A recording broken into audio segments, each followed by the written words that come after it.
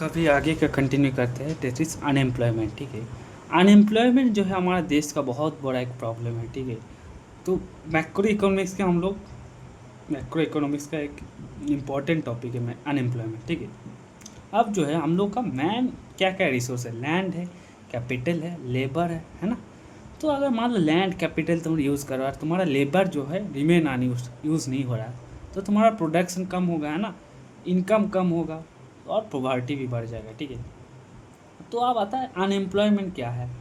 एक person who wants to work, ठीक है, जो जॉब करना चाहता है। ठीक है, ऐसा नहीं कि घर में बैठा हुआ सोता रहता है। ठीक है, वो अनएम्प्लॉयमेंट उसको नहीं बोलेंगे। जो जॉब करना चाहता है, ठीक है, वो जॉब करने में सक्षम है। ठीक है, हो सकता है बहुत लोग सक्षम नहीं है। ठीक है, एंड सर्चेज फॉर वर्क, वो जॉब ढूंढ रहा है लेकिन फिर भी जॉब नहीं मिल रहा है, उसको हम लोग अनएम्प्लॉयड बोलते हैं। ठीक है, ऐसा नहीं कुछ लोग होता है सोते रहता है घर में, चल रहा है, कोई जॉब ढूंढ भी नहीं रहा।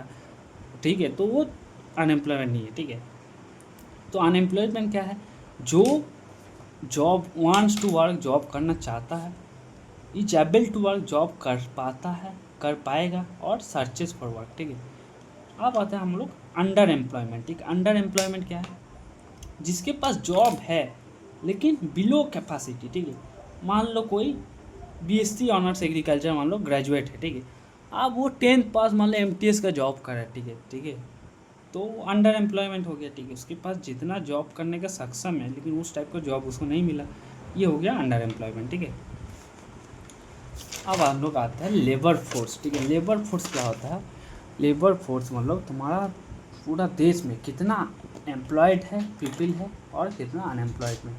ठीक है, तो सबको दोनों का अगर ऐड करेंगे तो हो गया हम लोग का लेबर फोर्स। ठीक है, मतलब हम लोग बोलेंगे हमारे देश का लेबर फोर्स कितना है। ठीक है, तो हमारा कितना लोग काम कर रहा है और कितना अनएम्प्लॉयड है, दोनों का ऐड करेंगे तो लेबर फोर्स हो गया। ठीक है, मान लो 800 लोग एम्प्लॉयड है, 200 अनएम्प्लॉयड, तो लेबर फोर्स टोटल कितना हो गया, 1000 रुपये। अब आता हूँ एम्प्लॉयमेंट रेट। एम्प्लॉयमेंट रेट जो होता है, तो हम लोग देखते हैं टोटल पॉपुलेशन में कितना लोग एम्प्लॉयड है। ठीक है, तो employed by total population into 100। ठीक है, मान लो टोटल पॉपुलेशन मेरा 500 है, उसमें से 100 लोगों को रोजगार मिला है, तो 100 बाई 500 इंटू 1000 20%। ठीक है, अब अनएम्प्लॉयमेंट रेट जब देखते हैं हम लोग, तो टोटल लेबर फोर्स के कंपेरिजन में देखते हैं। ठीक है, एम्प्लॉयमेंट रेट बस टोटल पॉपुलेशन के बेसिस पे देखते हैं, लेकिन अनएम्प्लॉयमेंट जो है टोटल लेबर फोर्स के बेसिस पे। ठीक है, टोटल लेबर फोर्स में से कितना लोग अनएम्प्लॉयड है इंटू 100 करेंगे। ठीक है, तो टोटल लेबर फोर्स कितना था हम लोगों का, मान लो 1000 था, उसमें से 30 मान लो अनएम्प्लॉयड। ठीक है, 30 बाई 1000 इंटू 100।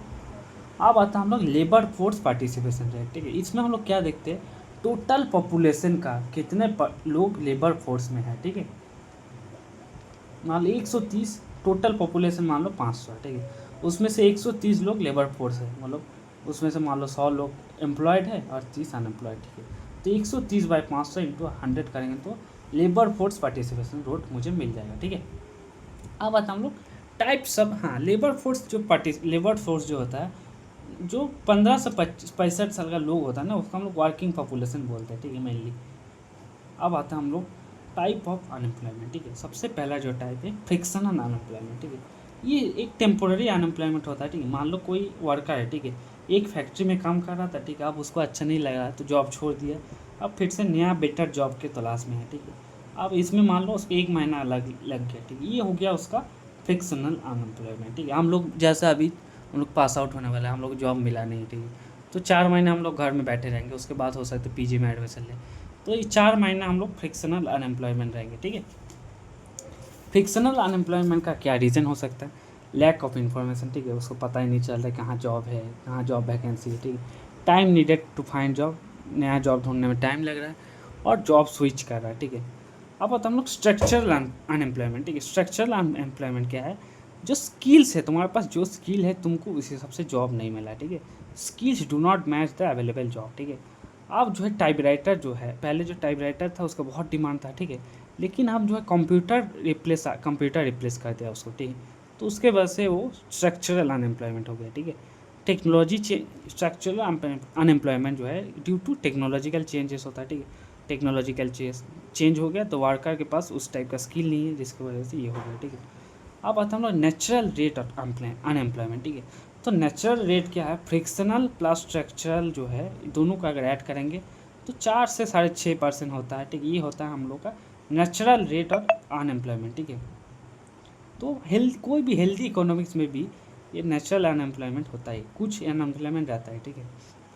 अब आता हम लोग साइक्लिकल या फिर केन्सियन अनएम्प्लॉयमेंट, ठीक है। केन्सियन अनएम्प्लॉयमेंट क्या है, अनएम्प्लॉयमेंट क्या है, caused by lack of demand, ठीक है। मान लो ट्रैक्टर बनाया, ठीक है, मशीन में ट्रैक्टर बनाया, तो अब जो है मान लो ट्रैक्टर लोग ट्रैक्टर खरीदना बंद कर दिया, ठीक है, जिसके वजह से मान लो प्रोडक्शन फैक्ट्री अपना प्रोडक्शन कम कर दिया। अब जो है प्रोडक्शन कम कर दिया तो उसको लेबर चाहिए नहीं, तो लेबर को निकल दिया, ठीक है। ये रिसेशन में या फिर डिप्रेशन में होता है, ठीक है। तो केन्स एंड अनएम्प्लॉयमेंट जो है it is due to the lack of demand, ठीक है। अब आता है केन्स व्यू, ठीक है। केन्स जो है बोला था worker want jobs but firms do not hire because demand is low, ठीक है। ये है इनवॉलेंटरी अनएम्प्लॉयमेंट, ठीक है। इनवॉलेंटरी अनएम्प्लॉयमेंट क्या है, लोग काम करना चाह रहा है, ठीक है, लेकिन फार्म्स उसको हायर नहीं कर रहा, क्यों, उसका डिमांड है नहीं उतना, ठीक है। ये हो गया इनवॉलेंटरी या फिर केन्स अनएम्प्लॉयमेंट, ठीक है। अब आता है टेक्नोलॉजिकल अनएम्प्लॉयमेंट, ठीक है। टेक्नोलॉजिकल अनएम्प्लॉयमेंट क्या है, अगर जो मशीन्स अगर रिप्लेस कर देगा लेबर, जैसे अभी एआई आ गया है, तो सॉफ्टवेयर जो एंट्री लेवल जो सॉफ्टवेयर जॉब है, ठीक है, उसको मशीन रिप्लेस कर दिया, ठीक है।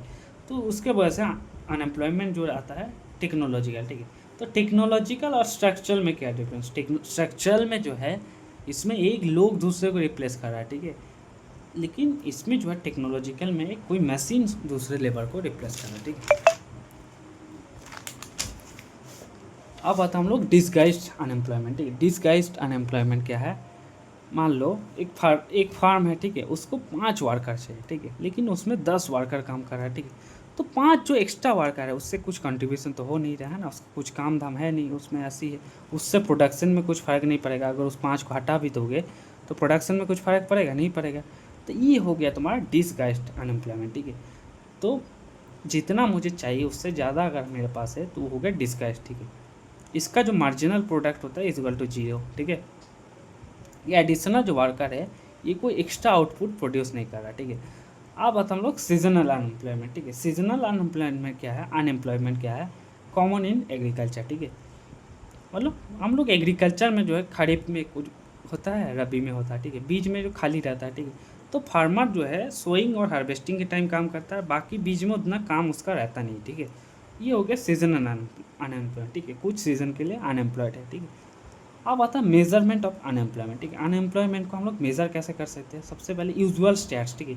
यूजुअली जो है हम लोग unemployment for the most of the year, ठीक है, इच कॉल्ड ओपन अनएम्प्लॉयमेंट, ठीक है। अगर कोई लोग मान लो, ठीक है, पूरा साल के लिए अनएम्प्लॉयड है, ठीक है, उसको क्या बोलते हैं हम लोग, ओपन एम्प्लॉयमेंट, ठीक है, अनएम्प्लॉयमेंट। और करेंट वीकली स्टेटस, ठीक है, अनएम्प्लॉयमेंट का हम लोग वीकली भी मेज़र कर सकते हैं, ठीक है, वीक में कितना दिन अनएम्प्लॉयड है, या फिर डेली स्टेटस भी कर सकते हैं, ठीक है, daily day to day. Rural area में डेली वाला बहुत यूज़फुल है, ठीक है। अब आता है measures to reduce unemployment. Unemployment को कैसे हम लोग रिड्यूस कर सकते हैं, डिफिसिट बजटिंग, ठीक है।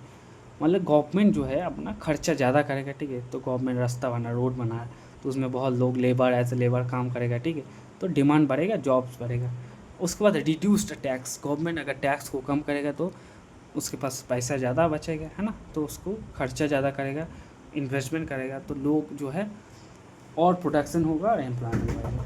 उसके बाद एक्सपेंसरी मॉनिटरी पॉलिसी। तो एक्सपेंसरी मॉनिटरी पॉलिसी क्या है, मतलब क्रेडिट तुम्हारा, लोग जो है मतलब बैंक जो है क्रेडिट दे रहा है तुमको, लोन बहुत आसानी से दे रहा है, ठीक है। तो बैंक अगर आसानी से लोन देगा तो लोगों के पास, बिजनेसमैन के पास पैसा आएगा, इन्वेस्टमेंट वो बढ़ाएगा, ठीक है, बिजनेस इन्वेस्ट करेगा तो जॉब अवेलेबल होगा, है ना। उसके बाद है एक्सपोर्ट प्रमोशन, ठीक है, गवर्नमेंट एक्सपोर्ट को और प्रमोट करेगा, ठीक है, एक्सपोर्ट ज़्यादा करेगा तो वो प्रोडक्शन बढ़ेगा, एम्प्लॉयमेंट बढ़ेगा और एम्प्लॉयमेंट इंक्रीज़ होगा, ठीक है। अब आता हम लोग ट्रेड साइकिल में, ठीक है। तो ट्रेड साइकिल क्या है, ट्रेड साइकिल क्या है, मतलब कोई भी बिजनेस, ठीक है, पहले बहुत अच्छा चलता है ना, मान लो बहुत अच्छा चल रहा है, फिर उसका डिमांड सेल बहुत धीमे धीमे कम हो गया, ठीक है, उसके बाद फिर से मान लो बढ़ गया, ठीक है। तो बिज़नेस जो है ट्रेड का जो साइकिल है, ठीक है। तो मान लो शुरू में जो है एक फार्मर टी ओनर जो ट्रैक्टर वाला, ठीक है, मान लो बहुत अच्छा कमा रहा था, ठीक है, प्राइस वगैरह बहुत अच्छा मिल रहा था, लोगों पे शॉप से बहुत ज़्यादा बिक रहा था, फैक्ट्रीज बहुत ज़्यादा प्रोड्यूस कर रहा है, लेबर जो है जॉब्स बहुत अवेलेबल है, ठीक है। लेकिन उसके बाद धीमे धीमे जो है डिमांड कम हो गया, सेल कम हो गया, ठीक है। फैक्ट्री जो है अपना प्रोडक्शन कम कर दिया, बहुत लोगों का जॉब चला गया, ठीक है, तो डिप्रेशन आ जाता है, ठीक है। तो ट्रेड साइकिल क्या है, it is a repeated rise and fall, ठीक है। कभी बढ़ेगा कभी घटेगा इन एम्प्लॉयमेंट, ठीक है, इनकम, प्रोडक्शन, ठीक है, और प्राइसेस, ठीक है। Repeated rise and fall in employment, income, production और price over a period of time, ठीक है, एक पीरियड ऑफ। अब केन्स का एक्सप्लेनेशन क्या है, केन्स जो है, जेम केन्स जो है, ठीक है, वो बोला था according to James Keynes trade cycle जो है तुम्हारा कंसिस्ट ऑफ पहले good times followed by bad times, ठीक है। तो है जो है सब शुरू में मान लो डिप्रेशन होगा, ठीक है, तो हाई प्रोडक्शन, कभी high production high employment good times आएगा, उसके बाद तुम्हारा बैड टाइम आएगा, ठीक है, लो प्रोडक्शन लो हाई एम्प्लॉयमेंट अनएम्प्लॉयमेंट और फॉलोइंग प्राइस, ठीक है। तो इसका जो फेजेज इन बिजनेस साइकिल, ठीक है, क्या क्या फेज है, सबसे पहले डिप्रेशन, उसके बाद डिप्रेशन से रिकवरी होने लग जाएगा, उसके बाद प्रॉस्पेरिटी आएगा और बूम सबसे अच्छा बेस्ट, उसके बाद फिर से रिसेशन आने लगेगा, ठीक है। सबसे पहले डिप्रेशन बहुत ख़राब, उसके बाद रिकवरी, फिर प्रॉस्पेरिटी, फिर बूम, फिर रिसेशन, ठीक है।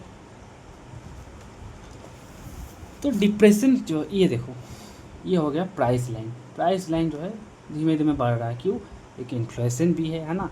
तो प्राइस लाइन हम लोग का प्राइस हर साल थोड़ा थोड़ा बढ़ता रहा है, ठीक है, तो प्राइस लाइन थोड़ा इंक्रीजिंग है।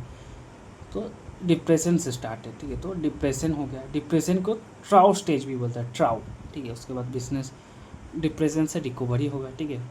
उसके बाद DR, उसके बाद PBR, ठीक है। उसके बाद प्रॉस्पेरिटी आएगा, है ना, उसके बाद प्रॉस्पेरिटी आने लगेगा, फिर पीक आएगा, प्रॉस्पेरिटी के बाद बूम आएगा, फिर रिसेशन आएगा, ठीक है। तो सबसे पहले जो है डिप्रेशन क्या है, it is the lowest point of business cycle, ठीक है, बिजनेस साइकिल का लोएस्ट पॉइंट है, इसको ट्राउ भी बोलते हैं, ट्राउ।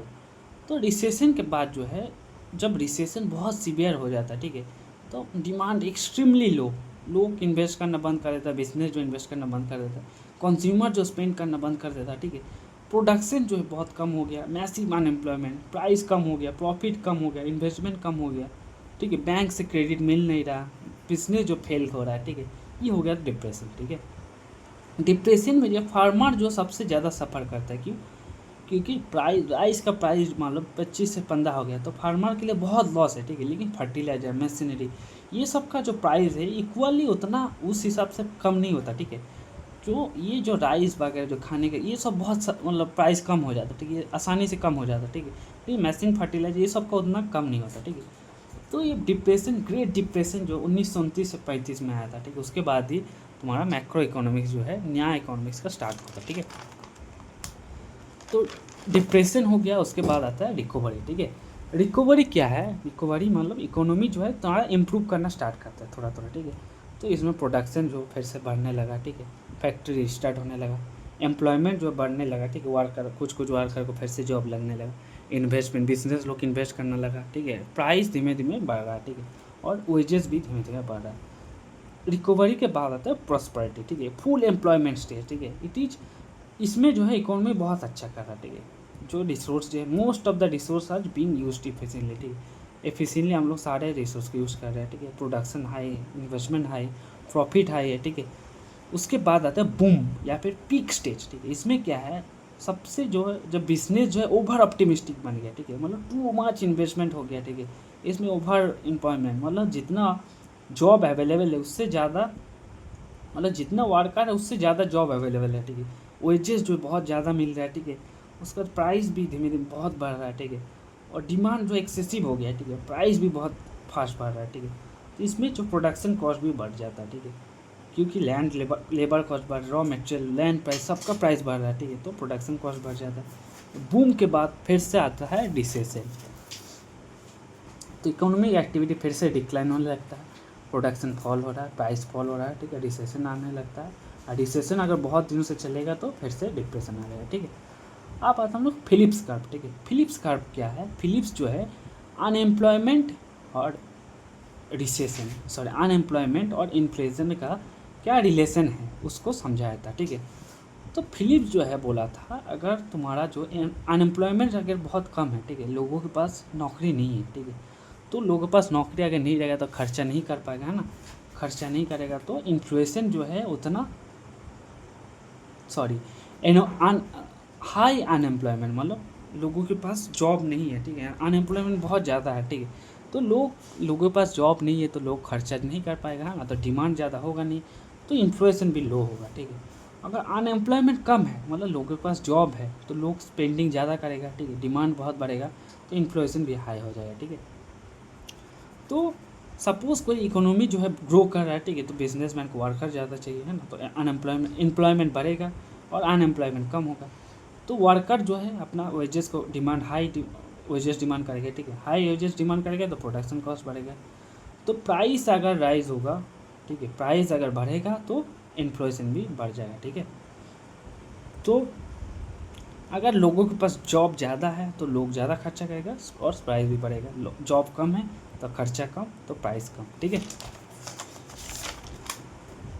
ये है तुम्हारा ग्राफ, ठीक है, ग्राफ कैसा है फिलिप्स कर्व का, नीचे अनएम्प्लॉयमेंट रेट और इधर इन्फ्लेशन रेट, ठीक है। तो इन्फ्लेशन जो है जब बहुत ज़्यादा है, ठीक है, इन्फ्लेशन बहुत ज़्यादा है तो अनएम्प्लॉयमेंट रेट भी बहुत कम है, ठीक है।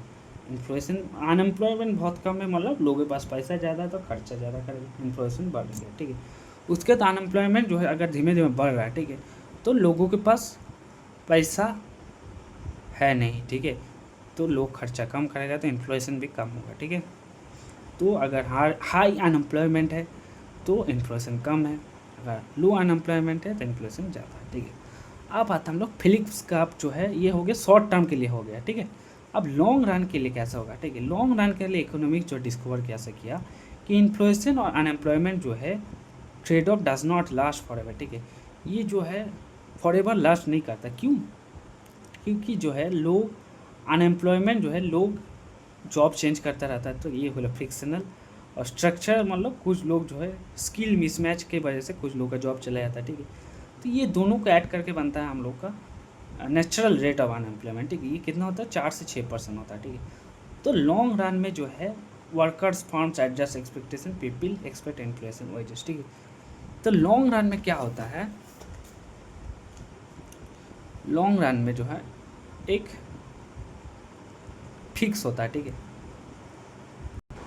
तो लॉन्ग रन में जो है तुम्हारा अनएम्प्लॉयमेंट जो रेट है, ठीक है, अनएम्प्लॉयमेंट जो है फिक्स होता है, ठीक है, इतना ही रहेगा, 4 से 6% फिक्स रहता है, ना बढ़ेगा ना घटेगा, ठीक है। और इसमें शॉर्ट रन में कैसा है, ऐसा अनएम्प्लॉयमेंट बढ़ेगा तो तुम्हारा इन्फ्लेशन जो कम होगा, ठीक है, और अनएम्प्लॉयमेंट बढ़ेगा तो कम होगा तो इन्फ्लेशन बढ़ेगा, ठीक है। अब जो है कुछ लोग हमेशा अनएम्प्लॉयमेंट क्यों रहता है according to natural rate of unemployment जो है क्यों रहता है, क्योंकि मान लो कोई टी शॉप लॉन्ग टर्म के लिए बोला, लॉन्ग टर्म में क्या होता है, मान लो टी शॉप में 5 वर्कर है, ठीक है, अब जो है उसको नेचुरली 5 वर्कर चाहिए, अब जो है गवर्नमेंट इन्फ्लेशन को बढ़ा दिया, ठीक है, मतलब मनी सप्लाई को बढ़ा दिया, ठीक है। तो अब जो है कस्टमर क्या है, कस्टमर बहुत ज़्यादा कस्टमर, मनी सप्लाई बढ़ गया तो लोग ज़्यादा खर्चा करने लगे, है ना, तो कस्टमर उसका दुकान में बढ़ गया। अब सब ओनर जो है 6 वर्कर बढ़ा, एक और वर्कर को एम्प्लॉय दे दिया, ठीक है। अब इससे क्या है अनएम्प्लॉयमेंट टेम्पोरली कम हुआ, लेकिन जो है टाइम के साथ मिल्क भी एक्सपेंसिव हो जाएगा, शुगर भी एक्सपेंसिव हो जाएगा, क्योंकि सब चीज़ का प्राइस बढ़ेगा ना, इन्फ्लेशन तो सब में अप्लाई होगा। तो वर्कर भी जो उसके जो दुकान में काम करता है वो बोले कि मेरा भी अब पैसा बचाओ, वेजेस बढ़ाओ, है ना। तो अब जो है दुकानदार देखेगा कि नहीं मेरा 5 ही दुकान लोग ठीक है तो एक को हटा देगा, ठीक है, तो 5 ही वर्कर रहेगा। तो लॉन्ग टर्म में जो अनएम्प्लॉयमेंट रेट तुम्हारा फिक्स रहता है, ठीक है। अब आता हम लोग थियोरी ऑफ एडेप्टिव एक्सपेक्टेशन, ठीक है। तो पीपल जो है predict the future using the past inflation, ठीक है, लोग जो है पुराना इन्फ्लेशन को देख कर अपना फ्यूचर जो है इन्फ्लेशन कैसे होगा उसको प्रेडिक्ट करता है, ठीक है, इसको बोलते हैं theory of adaptive expectation, adaptive, ठीक है। अब आता है थियोरी ऑफ रेशनल एक्सपेक्टेशन, ठीक है, रॉबर्ट लुकस दिया था, ठीक है। तो ये क्या बोला था, people are smarter than adaptive expectation, ठीक है, वो लोग जो है पास्ट इन्फॉर्मेशन को यूज़ करते हैं, करंट इन्फॉर्मेशन देखता है, गवर्नमेंट को पॉलिसी को देखता है, इकोनॉमिक न्यूज़ देखता है और इससे अपना फ्यूचर को प्रेडिक्ट करता है, ठीक है। अब आता हम लोग थ्योरीज ऑफ बिजनेस साइकिल, ठीक है। सबसे पहले हाउ ट्रे मॉनेटरी थ्योरी, ठीक है, हाउ ट्रे